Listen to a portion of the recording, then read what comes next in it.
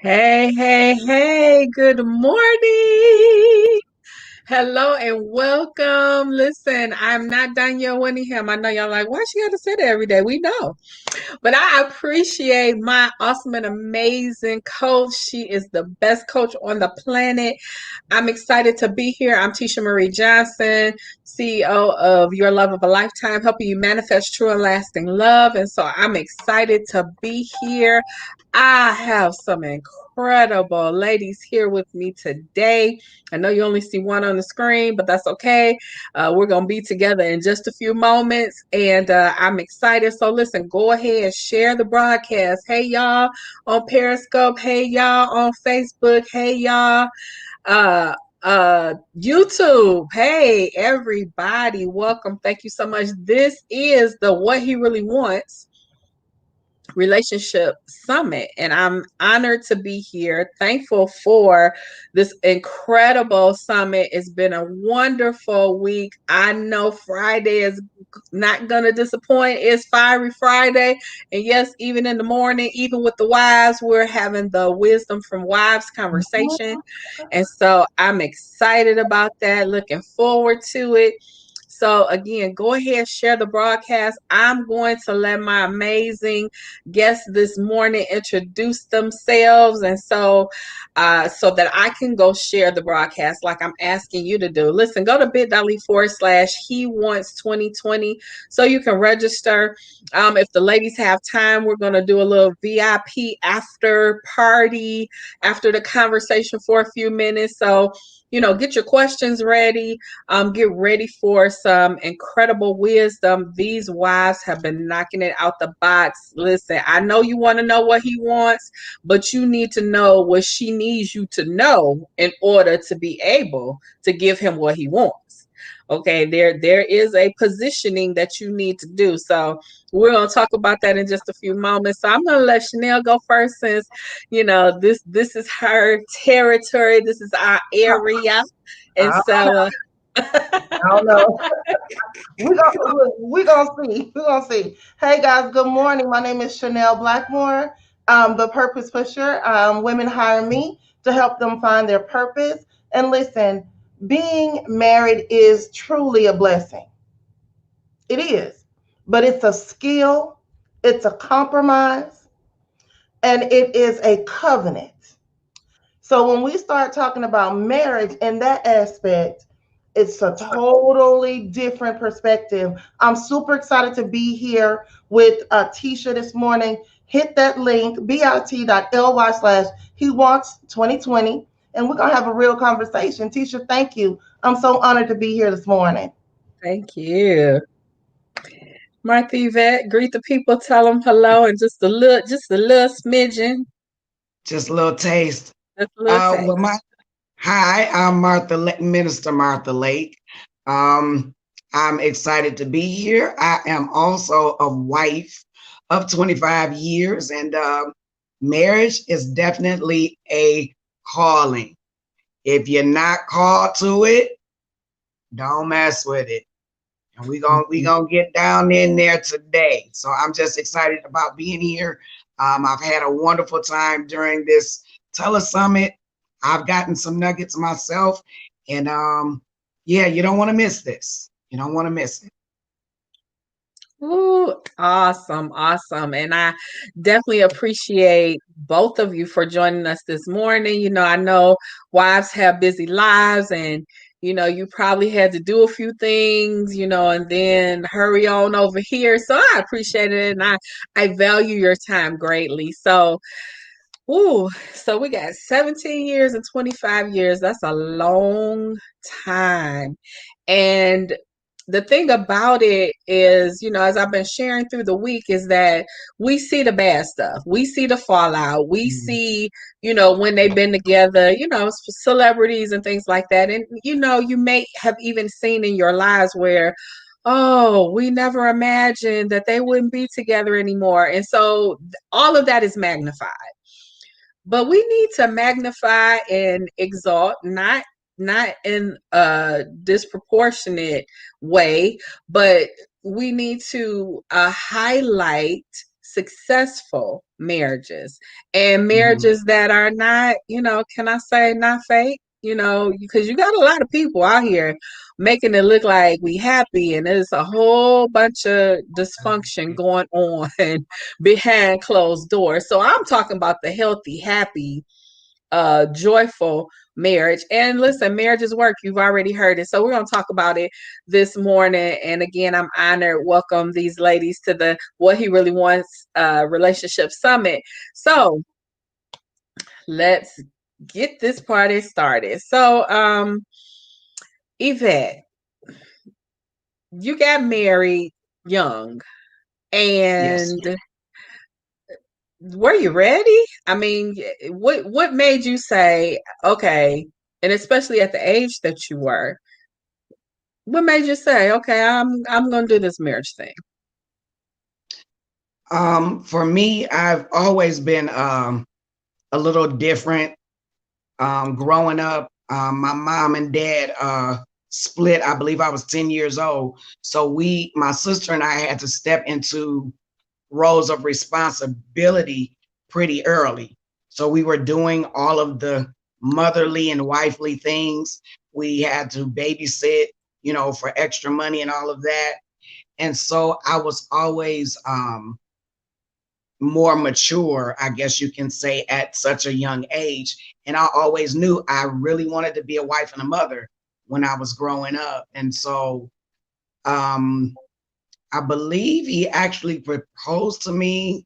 I was 18 when he proposed. We didn't get married until I was 21. But in my mind, I was already ready. I knew what to do as far as in the home. But I also knew, because of what I saw in marriages, not only in my family, but outside of my family, I never saw a really good functional marriage. And so in my mind, I didn't know it was prayer at the time, but in my mind, I was having a conversation. This is what I want, and this is what I don't want. I know what I see is not what I want. And so I held on to that. And when I began to see the qualities in him, and he asked me, I said yes. And I said that I was ready.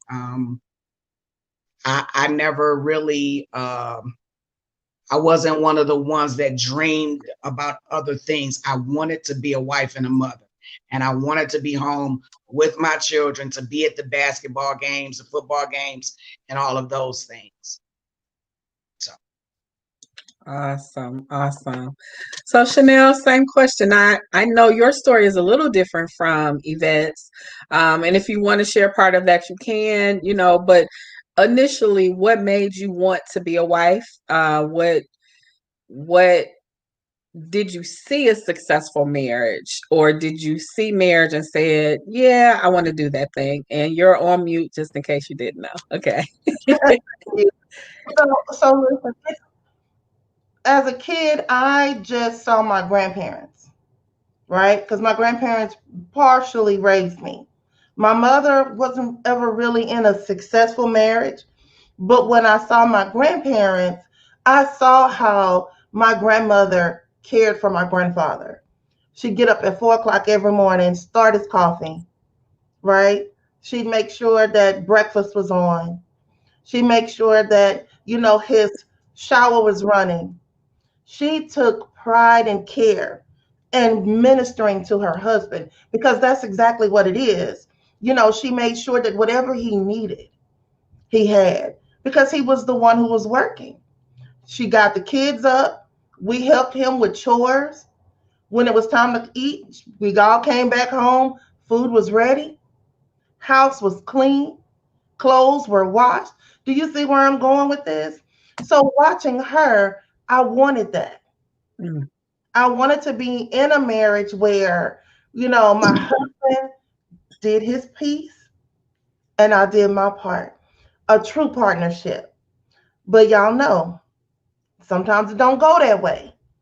Not Yeah. the first time, not the second time, not the third time. But growing up, I saw that as a successful marriage. Never saw them argue. Mm. Never saw him get mad at her, saw her get mad at him. He didn't see it. Yeah. So it was this thing that she did. She was such a graceful wife. And I wanted to be that. Awesome. Awesome. Awesome.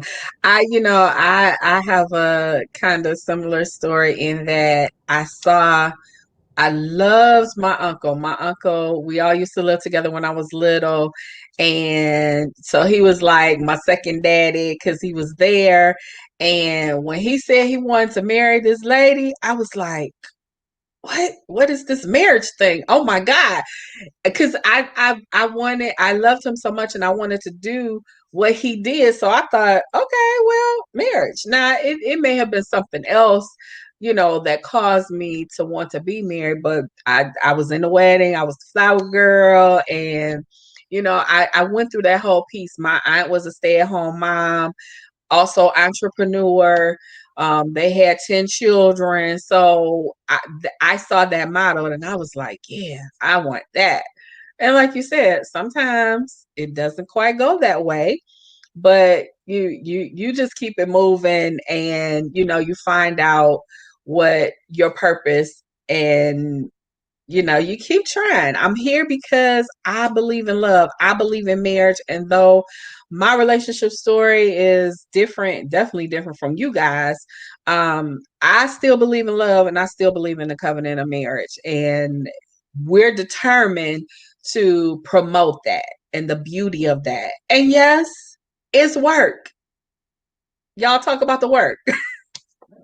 It's not going. We're not gonna pull y'all down, but the point of the wisdom of wise conversation is to give you the real deal. Yeah. So, can y'all talk about the work? You see, it's this thing that society has done to us, and I can talk about my age group, right?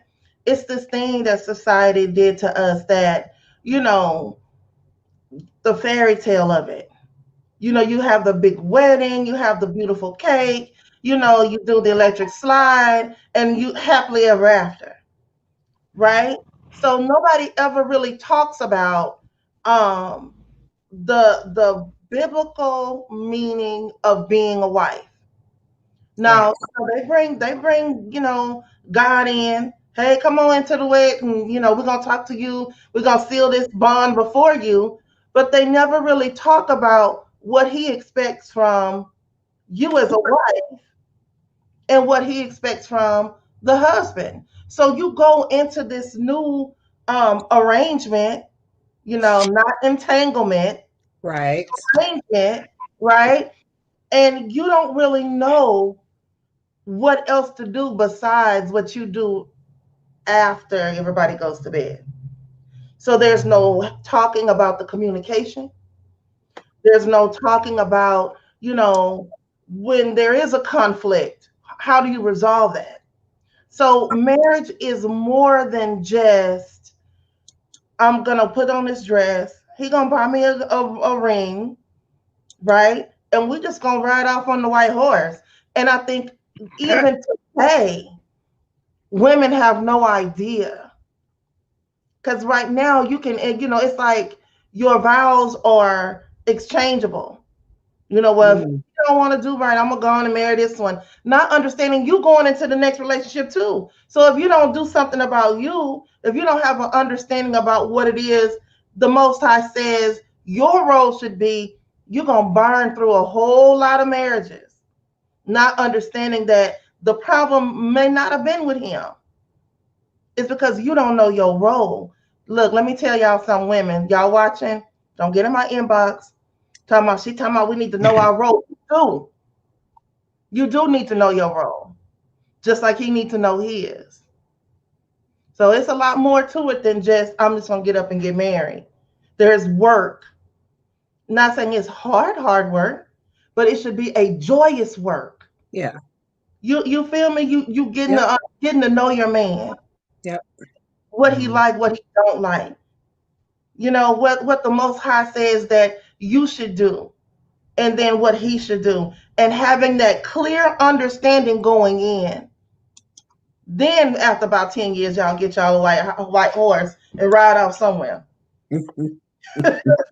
It's that upfront stuff you need to get right for the Right. beautiful. Does that make sense? Absolutely. Absolutely. You better talk about the work. I like to say that there is work after the wedding. Yeah. There's work. There's work after the wedding because you've done all of that. You've done the electric slide, but the same thing that you put into something that you enjoy, the things that you invest in, the things that you value, that's the same thing that you have to do for a wedding. I mean, not a wedding, a marriage, because you change every day. You could be married for 5 years, but that's not going to be the same person you married 5 years ago. We were enamored with each other when I was 17 years old, but I'm not that 17-year-old anymore. So he's going to have to love me and treat me a little different than that 17-year-old. And that's the same thing we have to do in a marriage. You have to learn how to have grace with each other and allow each other to grow and mature into who the Lord is changing you into, because the paths all change. And especially being in ministry, if you don't have that grace while you're in the marriage, then you're going to find yourself in some trouble. Because just like the Lord has mercy on us and shows us a little bit of grace while we are work in progress, we have to have that same mentality in marriage, because it's not all lingerie and candles and what is the name, Barry White. It's not all of that, because there's some days that you're praying like, okay, Lord, now if I put this pill on his face, can I still wake up in heaven? Just put me over there with the goats. It's going to be some of those days. I don't have to be with the sheep, but let me at least be over with the goats. Or there's some days that he's like, okay, look, Lord, this 1 year that you gave me, there are going to be those days. But the great thing about it is working your way back to each other. You can be mad, but come on in here. I know you're still hungry. Come on and sit down and eat. Let us come and reason together over a steak. It takes work. And work is not just going to put on a little, something. That's a different kind of work for a different time of the day. So, day, night, or afternoon. Anyway. I mean, lunchtime.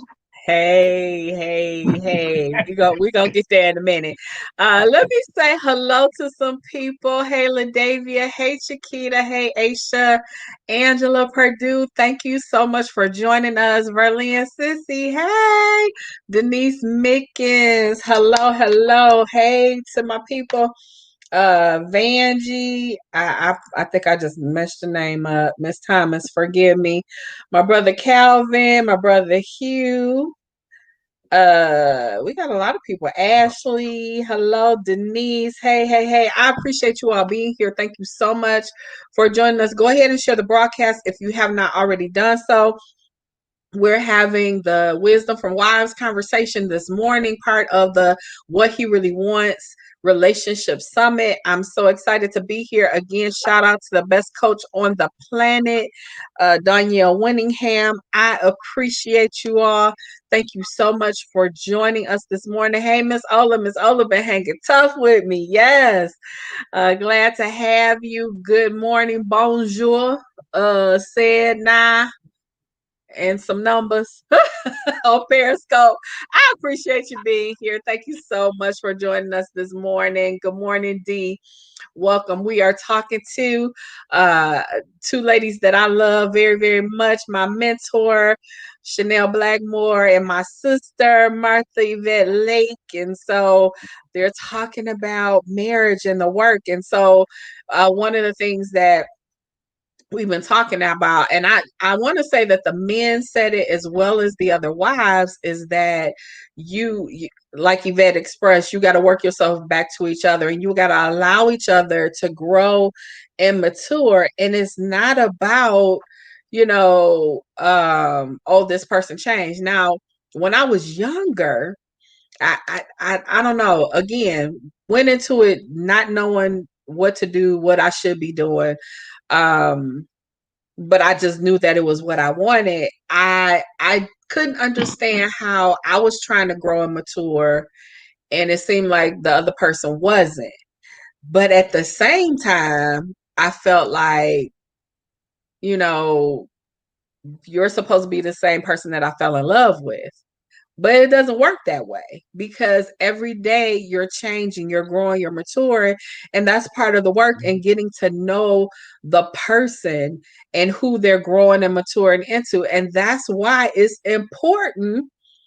We're going to talk to the purpose pusher. That's why it's important to connect with somebody who is not going to thwart your purpose, who is not going to stop you from growing and being who you are. They're not going to hinder you from being all that you can be. Talk about that, Chanel. So I love telling stories. Tisha, you know I do. My first marriage, when I first got married, I was 19 years old. Had already had a child. No, I'm lying. I was 21. Had already had a child. Um, with my first husband. Had that baby. Didn't know it, but was pregnant with the second. My girls are 11 months apart. We just came home from work one day, and his mother's, put together a wedding. Y'all finna get married. So being that young, dress and everything, being that young, and only having the model of my grandparents, and my grandmother understood her purpose was to help my grandfather. Looking at my two cousins that got married, who had a beautiful marriage. She understood her role, he understood his. But being that young, already with a child, living with my in-laws, understanding that my husband had flaws, my first husband, but thinking when we get married, this is all going to go away. It's just going to be beautiful. Had no idea what I was supposed to be doing in the world. He had no idea what he was supposed to be doing in the world. All we know is that we had this child who needed to have two parents. And if the elders say we need to be married, then we need to be married. Stayed married for 11 years, struggling through, my 20s, struggling through my 30s. You feel me? So this whole time, I'm growing in the word. Hats off to Bishop Fred Caldwell down there in Shreveport, Louisiana, who was just a wonderful minister and pastor who taught me the word line upon line. I was very clear in what the Most High wanted me to do in the marriage. And as I grew, I saw things around me differently. I knew I needed to further my career. I knew I needed to make more money to build a better home. But my ex-husband was still stuck in his youth. So I'm growing, he's regressing. So now I have to see, is this really what the Most High wanted me to do? Did I make a mistake? Am I supposed to stay in this and wait for him to grow? When do you say, I'm not living out my best life? And then how do you reconcile that with what the word says about divorce and what the pastors and the elders say about digging in and staying? So there's this quandary that happens as you are evolving into womanhood and when your husband is not evolving into manhood. So what do you do? Right? And so I just remember thinking, I'm not supposed to be here. Mm. Do I stick with this decision that I made, 11 years ago, or do I free myself? Mm. And then I began to search the scriptures for how do I free myself without offending the Most High, without grieving the Holy Spirit? Because that's where I was. That's where I still am. I'm going to put him before me. So if he said I got to stay with this joker, I'm just going to go on and dig in. And one of us is going to get beat up every day. Right? But when he broke his vows to me, when he was unfaithful, that was my get out Mm. card. Yeah. So that first marriage taught me I wanted to be the wife in Proverbs 31. He just wanted to be something else. And the Most High honored that desire in me because the desire to be a wife never left me. Okay. But I did learn how to resolve conflicts. Otherwise, me and that dude have been fighting every night. I understood how to still care for and shelter my children because they Yeah. never even knew we had a problem. Mm. They were just happy. And there's an art to building a happy home when the work is inwardly focused because I can't change him. Right. I just knew I was growing in what I wanted. So understanding your purpose in a marriage, even as you are dealing with the worst possible scenario, you can still come out of it and still be the person that the Most High called you to be. But I wouldn't say I wouldn't want to go through that again. I learned so much about my spiritual maturity. I learned how to pray. I learned how to sit and search the scriptures. I understood about spiritual warfare. That's where I learned. So when I got to this new marriage with Mr. Ray, I know he watching. Hey, boo. I knew how to really be because I'm mature. I know how to be that wife. I know how to help him. You feel me? So it's all of the things that are in your past. Nothing is going to waste. It's all to make you be who you are and to point you towards your destiny. My ex-husband couldn't carry me to this point. Yeah. I had to have Mr. Ray. He's the Yeah. only one that could support me, minister to me, and coach me to where I am. My ex-husband couldn't do that. He had to get out the way so that my midwife could come. You understand what I'm saying? Yeah. So it's this the things that you need to be purposeful, the stuff that you experienced in your past. All of that is it culminates into who you are today. So no relationship is wasted, no broken or healthy. It's all going to work for your good. Does that make sense? Absolutely. Awesome. Listen, welcome you guys. Thank you so much for those who are just joining. We appreciate you taking the time to be here. Thank you so much. I'm Tisha Marie Johnson. For those who do not know me, founder and creator of Your Love of a Lifetime. We're excited to be here. Listen, go to bit.ly/he wants 2020, bit.ly/he wants 2020, register and listen. We're giving away some prizes. So those that have joined us that are authors and have products, we're going to be giving away some of those. I'm going to be giving away some of my books as well. So you need to share a live broadcast as well as register. bit.ly/he wants 2020. So we're excited. You want to make sure that you get in that. And that won't be, we're not just giving away books. We're going to give away some other things, but go ahead, register, and please share the broadcast. Someone needs this conversation. We're talking this morning with Chanel Blackmore and Martha Yvette Lake. They're talking about wisdom from the wives. They've been married. Listen, let me do that quick. More than 40 years combined. And so, they got something to say, so listen, those of you that want to be married, that maybe are in marriage and you're just like, okay, is this what I signed up for? Make sure that you, even the previous broadcast, make sure that you take a listen, get the wisdom that you need so that you can go forward and move forward effectively. Listen, get the help.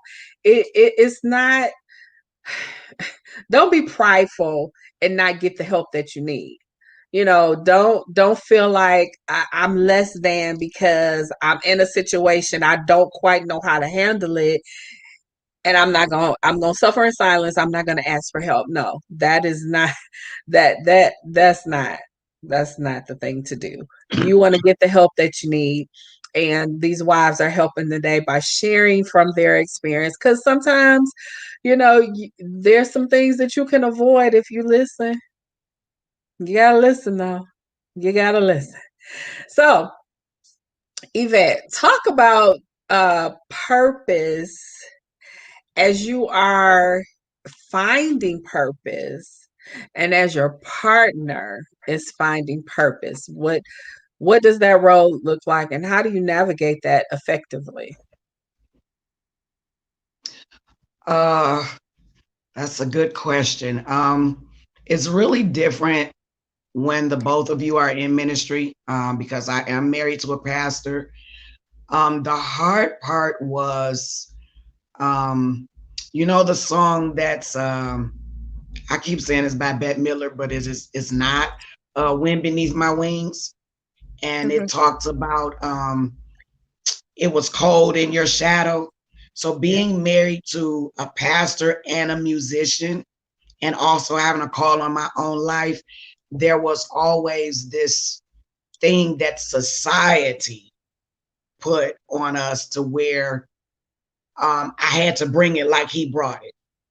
Or if he was there, I didn't exist. So my purpose didn't exist unless he acclimated it, so to speak, validated it. This is what society, the picture that they painted. And so for a long time, part of my calling is to help. Part of my my heart is just to see people do well, to see people grow, to see. It's not, I don't look for the I guess that would be gratification for me once I see the joy in the other people. And so as far as my own purpose, I always saw that as my purpose, to be of help, to be that piece, whatever's missing, to come and fill that role. And so I've always been a cheerleader for my husband and his purpose, whether it's music, whether it's preaching, whatever it is, I am that cheerleader. It gets on his nerves sometimes, but shouldn't nobody be louder than me? Shouldn't nobody celebrate more than me? Should nobody be up in his face more than me? Should nobody be pushing him more than me?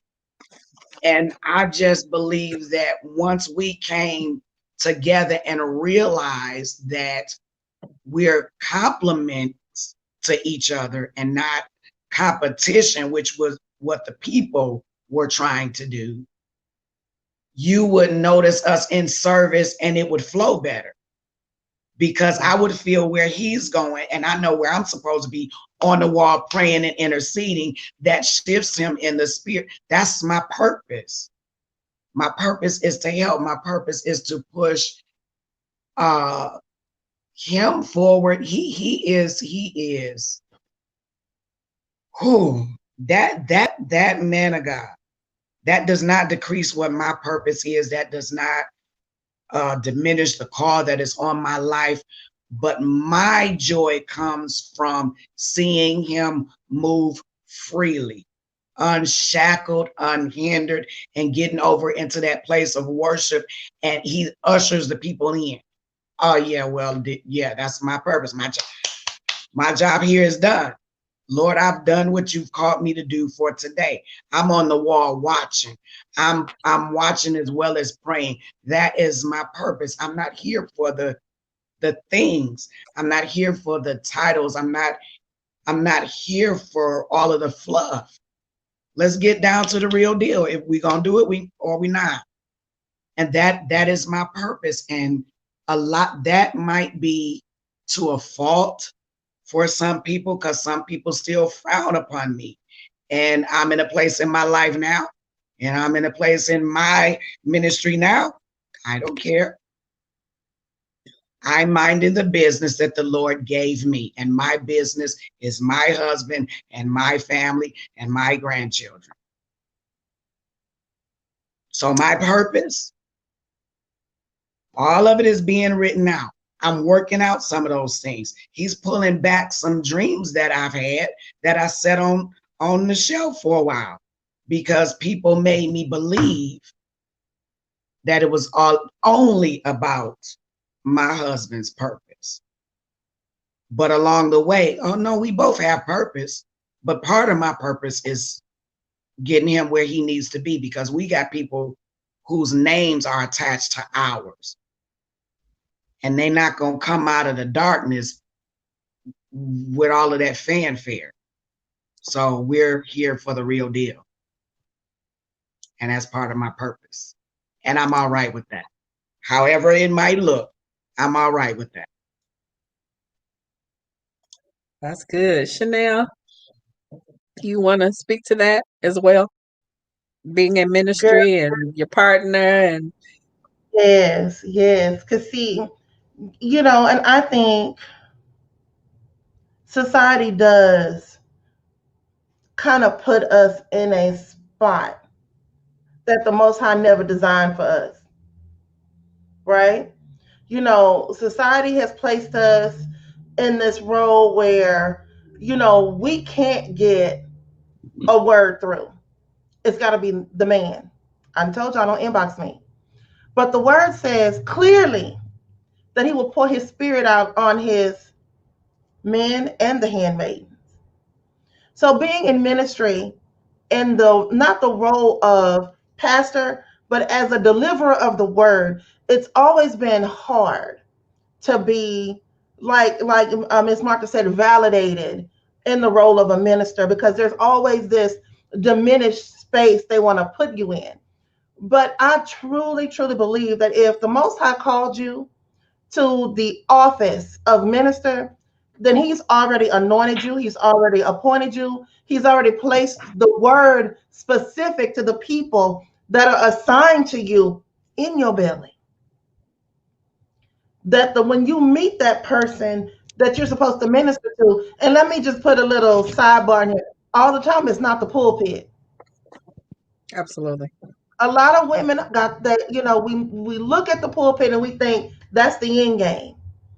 And the Most High is saying, yeah, the pulpit is great, but there's a whole world out here with people who need what you need, that are dying in the streets because you won't open your mouth where you are. Yeah. So when you talk about purpose and you talk about ministry, we have to start to understand that it's not all the time about a church. It's not about a building. Sometimes it's just about your cubicle and the person next to you that go home crying every night because they don't understand why they're in the position that they're in, or the family that's imploding because the mother doesn't know her role and the husband doesn't know his role, and the kids are caught in between. Sometimes it's about that young girl that's being, abused through domestic violence, and she doesn't understand that a boyfriend ain't your husband.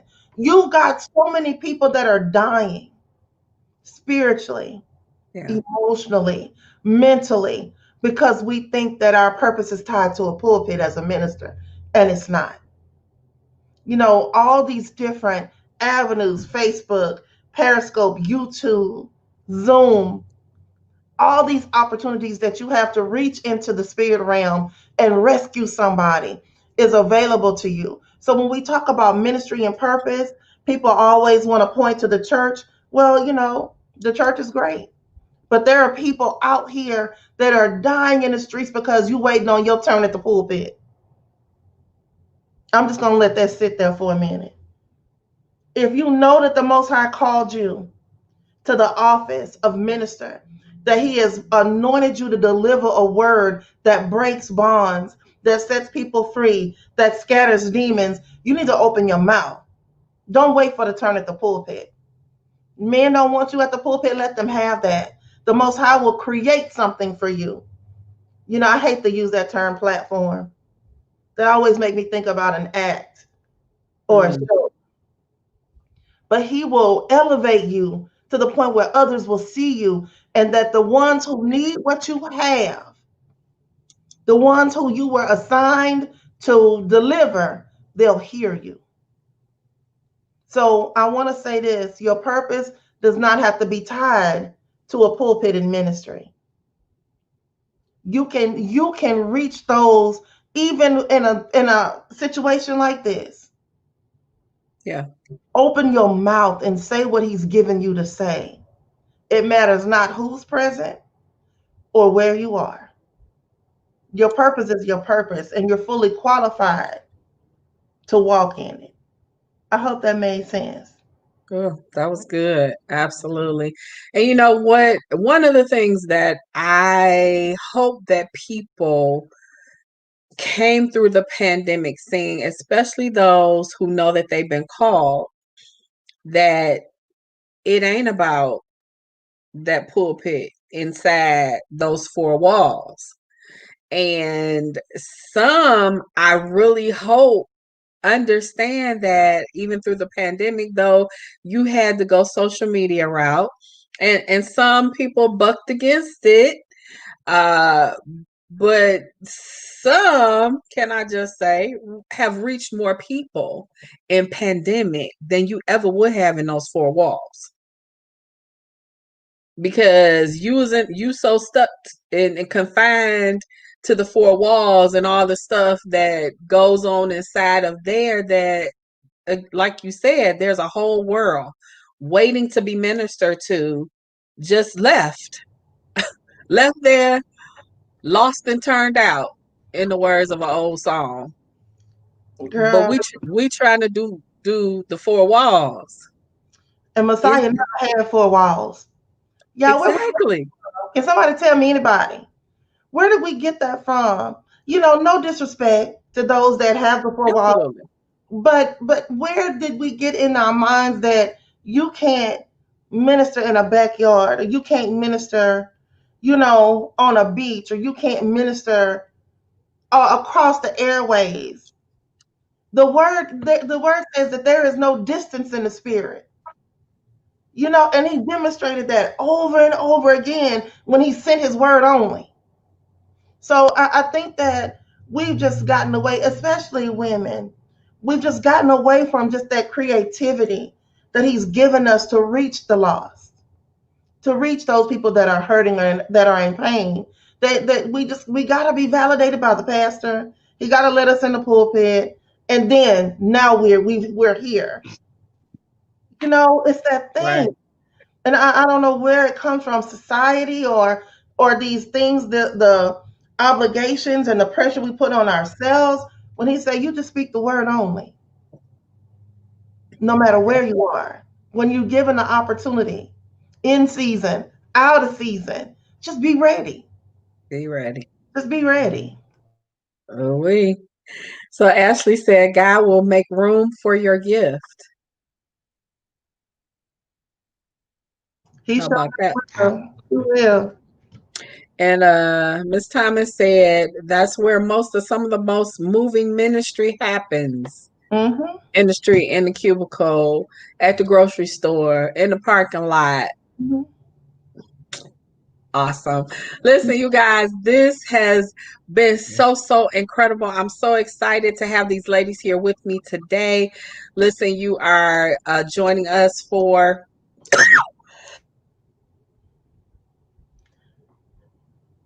As Ari says.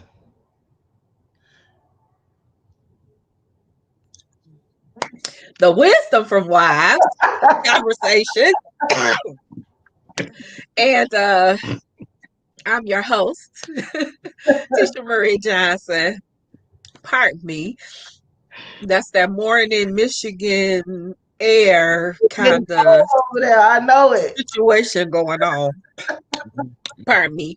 But this is incredible, talking to Chanel and Yvette about ministry and being a wife. And our time is rapidly winding down. And there's so much more we can talk about. And listen, you need to register bit.ly/he wants 2020, so you can come in the Zoom room and we can continue a little bit of the conversation after this is over. You also want to go ahead and share the broadcast and register so you can be entered into the drawing for some special gifts and prizes. So my brother Calvin says, simply amazing women. Thank you, brother. I appreciate that.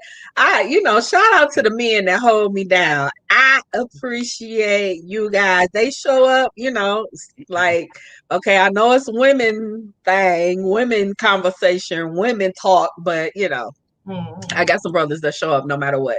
And I appreciate them. So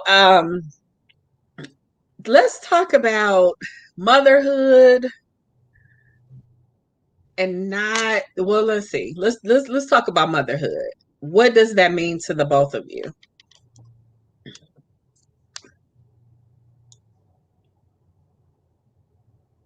For me, that is something very, very, very dear to me, which is also part of my testimony. I did become a mother pretty early on. I was 18 when I first became a mother, and I'm married to my children's father. But with my, I had some issues after I had my son, and my husband really, really, really desired to have a little girl afterwards, and I did too, because originally I think I wanted 4 children, and I had some heart issues after my son was born, and they kind of went away, and we waited a few years, and we talked to the doctors to find out, was it okay for us to try again, and we tried again. No issues except for the asthma. And once I had our daughter, a lot of complications came afterwards, and so there wouldn't be an opportunity to have the 4 children. But what the doctors told me was that I would never see them grow to be into adulthood. And so along that journey of my healing, the Lord placed children. Of course, by us being in ministry, it's like we would go to church with just our 2 kids, but we would come home and it'd be like 11 kids in the car.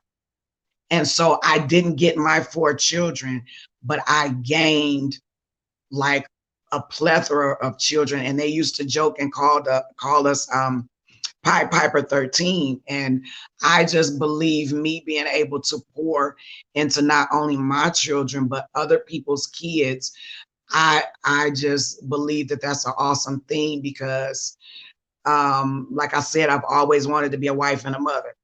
And so for the children to be able to come to my house, my only thing was for them to be allowed to be children, because there were some children, like I grew up and had so many adult responsibilities so young that I forgot how to be a kid. And so therefore I stepped into adulthood really before I really needed to. And so being a mother and being able to plant those initial seeds and then watch those seeds mature into just beautiful careers, beautiful families. I've seen a lot of them get married and all of those things. And I have grandchildren of my own now. And I just think that motherhood is important. And it's not only the children that you birth physically, but I have spiritual children. I have children that are strictly by love. And I just think that is like the greatest position ever, being a mother. And it's not just because you've given physical birth, because I've shed some tears over some babies that ain't even mad. And I've sweated some blood over some children. I done had some knee pads. And I just think motherhood is one of the things that God created that is the absolute best. Absolute. OPK, other people's kids. And might I add that the Pied Pipers was in the good way, because we know. Yeah. No, we're not doing Johnny Appleseed. We not. I think for me, being a mother is probably one of the most amazing abilities that the Most High afforded us as women. Being able to bring something from the supernatural into the natural, that you are responsible for this child knowing that it's your child, but it's really his, knowing that you have been tasked with nurturing and developing and praying and speaking life into this individual, and then seeing them have the best parts of you and the worst parts of you, right? It's just this amazing thing. So, motherhood to me is more of, my role is developing the next son, the next somebody's husband, developing somebody's wife. I have two girls. They are now 28 and 29. My son is just turned 21, you know, and I really take the role of being the new big mama seriously. A lot of y'all hear me say all the time, there are no more big mamas. Teaching the child. Well, where would you be without your big mama? Teaching you to how to pack that child's diaper bag, teaching you how to sterilize the bottles, coming over to your house after you had a baby and setting Yeah. up the kitchen for you. Do y'all remember that? Baby, that milk too hot. Don't microwave that milk, boiling on the stove. It's those things, even down to, don't talk to your husband like that in front of company. You take him out and talk to him. Don't talk to him like that in front of them kids. Those things, So I feel like motherhood is an opportunity, like Miss Martha said, is to be big mama. You're gonna help the children. You're gonna help the mothers. You're gonna help the husbands. Because without that, y'all, the village dies. Without that, the children are given over into what society says that generation should be. We have control over that. So, y'all need to step up and be some big mamas. Raise your children according to the word, and then help somebody else see how, valuable it is to have that advice from somebody, because I didn't know what to do with my kids when I had them. I know what to do with them, how to pack that stuff up, how to keep them clean. Just the knowledge and the wisdom from my grandmother and my great aunts, invaluable. Ain't nobody even heard of colic. How you cure colic? Nowadays they don't even say that word, right? So it's that the wisdom of the ages that we need to bring to the table, and that's what motherhood is an opportunity to extend that wisdom out to younger generations. Awesome. Whew, this has been good, you guys. Oh my goodness. If you haven't shared this broadcast, I don't know what you're waiting on. These women have been sharing from the depths of their heart. As we're wrapping up, this hour has come to a close oh so fast. But I'm so excited that we're going to have them for a few more minutes. You got to get in the Zoom room, register bit.ly/ He Wants 2020 if you want to be a part of that discussion.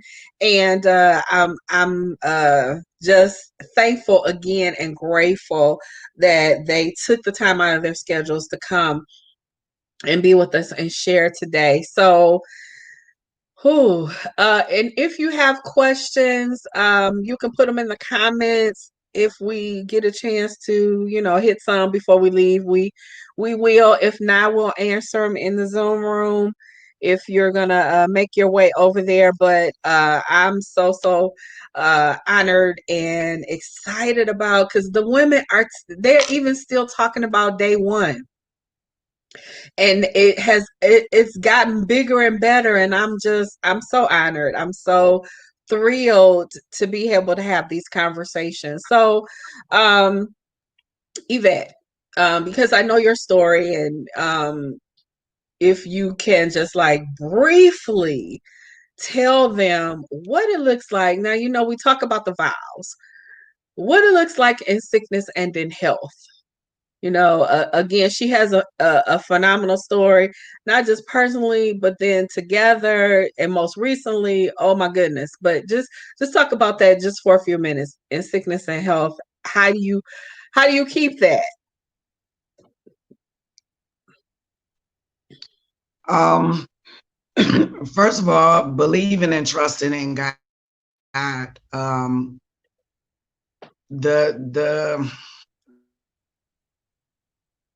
holding on to God's trust and still trying to honor and do for your husband while you're sick in your body. A lot of other women would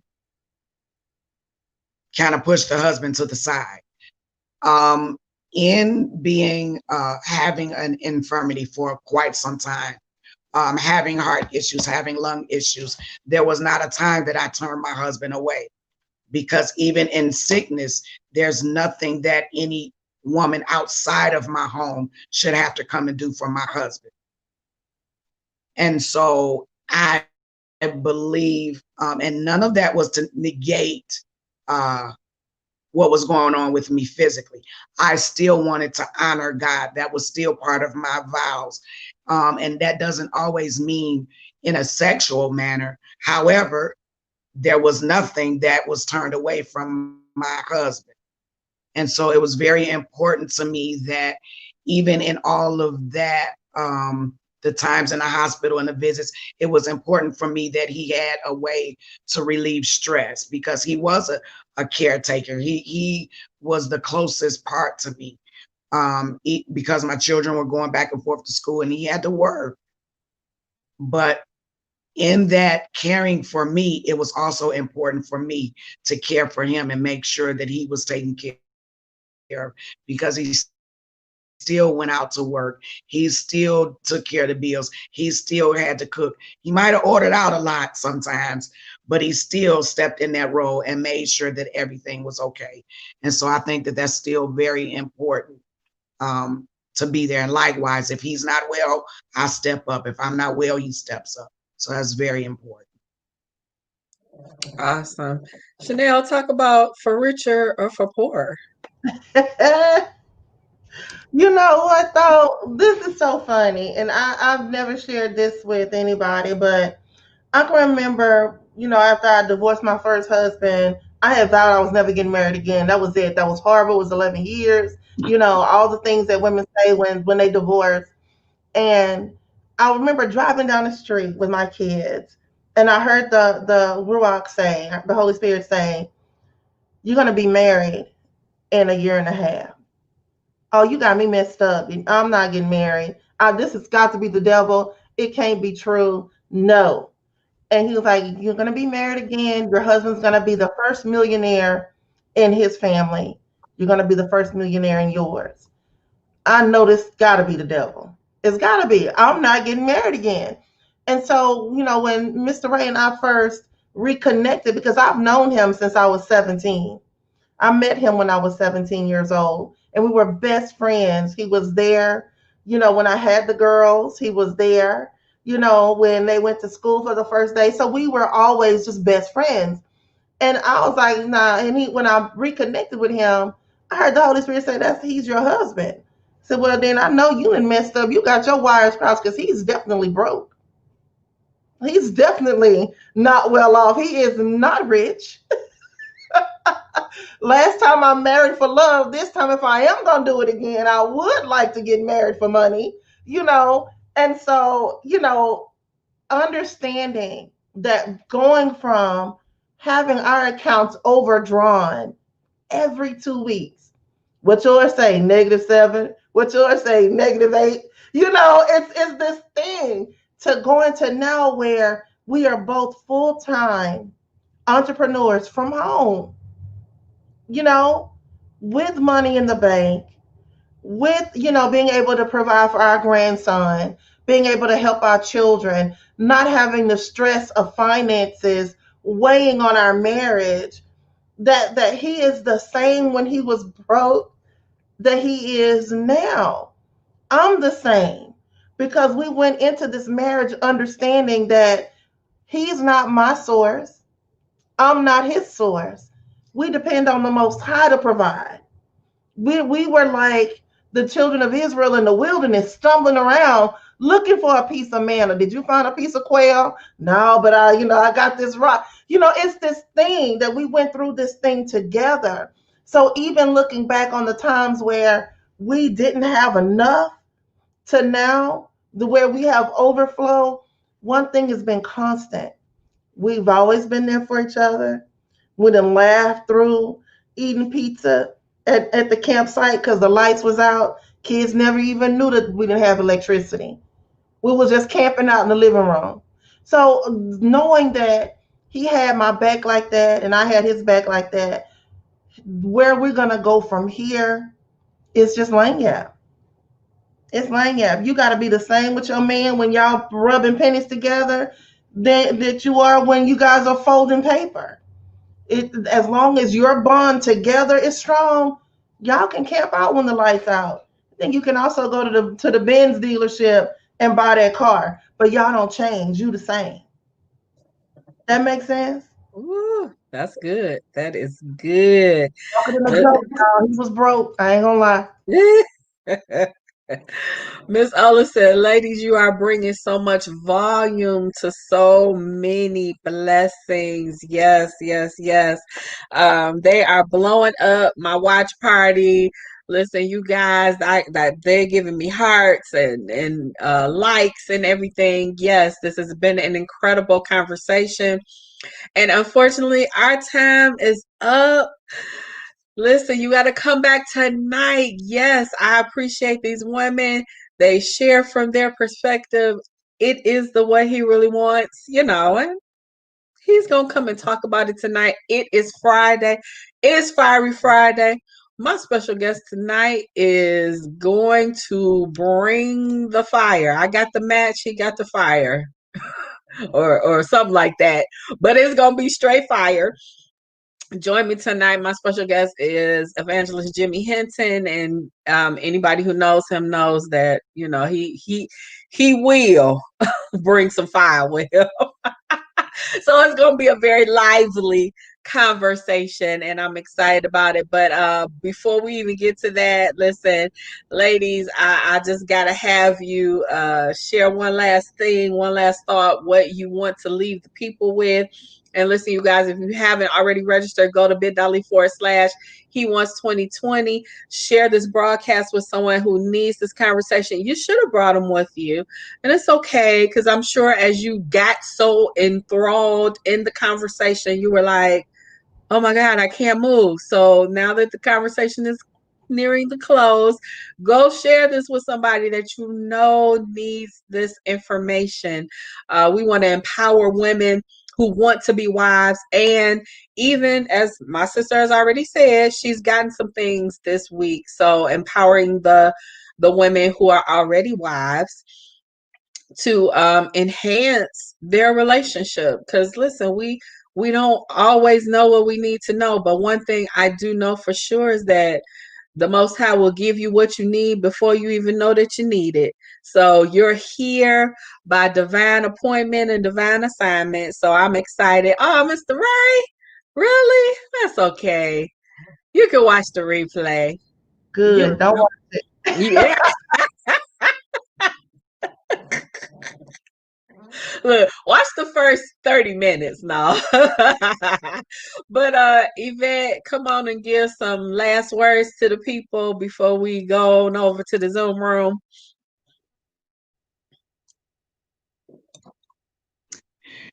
Excuse me. What I would leave with the ladies, when you are those not just married, but even those that are seeking to be married, seek the Lord about it. Make sure that grace is one of the things that you inquire, grace and compassion, because you're going to need it, because there's a lot of growing in a marriage. And allow room for that growth, because you're going to be growing as well. And you will not fall, but you would grow deeper and deeper in love with that person each and every day. I like that, because I don't really subscribe to that falling in love kind of thing. I get what people are trying to say, but it really ain't falling. I didn't fall into it. It's love is a daily choice. Yeah. I choose to love him today. Chanel. Yes. Yeah, that falling is a myth. I would say this. before you decide to enter into a relationship, in any relationship, whether it's a boyfriend, girlfriend, or husband, wife, you have to be whole and he has to be whole. No, you there's this thing about, well, 50-50 and make 100. No. Two whole people make a great marriage. Yeah. Because when you're whole, you're not dependent on that other person to make you happy. Your husband, your boyfriend, they don't have to make you happy. The word says that joy comes from the Lord, right? So if you understand that he is your source, he is your joy filler, he fills up your joy meter, then when you get to your spouse or you get to your boyfriend, you should already be full. You shouldn't be looking to him to fill you. And if you don't know what you really want, how can you expect him to meet those needs? So I would leave you with this, ladies. Make sure you know yourself. Make sure you know the Most High. Make sure that you are already doing the work on yourself before you enter into any kind of relationship. Because when you do that, you come in halfway, half done, half full, then you put unreasonable expectations on that man to complete the work you should have.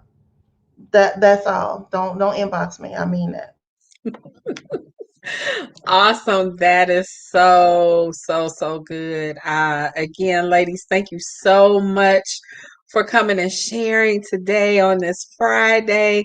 This What He Really Wants Relationship Summit. I'm so, so, so excited that you were here and you share some amazing information. Listen, you guys, join us back tonight, 10 p.m. Eastern Standard Time, 9 p.m. Central. Go to bit.ly/He Wants 2020. Register, share this live broadcast, and register so you can be entered into the drawing. And listen, I will see you guys tonight. Have a great and awesome day. Until I see you then, take care.